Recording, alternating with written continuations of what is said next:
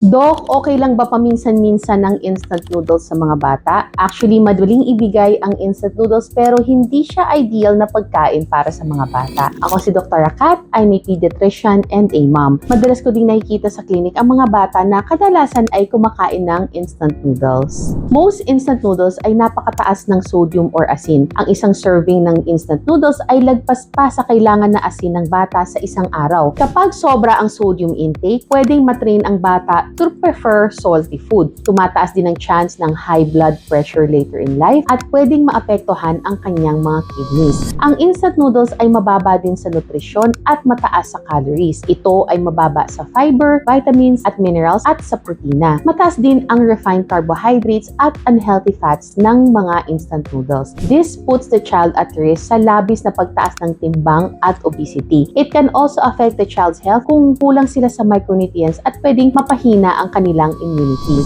Ang regular intake ng mga ultra-processed na pagkain tulad ng instant noodles can negatively affect also the gut microbiome. At alam naman natin na gut health is closely related to immunity. So, mas madalas silang magkasakit at pwedeng mas prone sila sa infections. Kung hindi po talaga may iwasan ng instant noodles dahil kulang sa budget, convenient ito, or kung anumang dahilan, narito po yung ilang mga tips. Paminsan-minsan lamang ito ipakain sa bata at huwag gawing regular o pang-araw-araw na pagkain. Dagdagan ng protina tulad ng itlog, manok at tofu. Pwede ring dagdagan ng gulay tulad ng pechay at carrots. At huwag din gamitin ang buong pakete ng seasoning. As parents, hindi naman kailangan perfect, but remember, what children eat repeatedly becomes their foundation for lifelong health. So save this as a reminder for quick meals at home and share this with a mom who relies on instant noodles on busy days. Again, this is Dr. Kat. Ingat po palagi.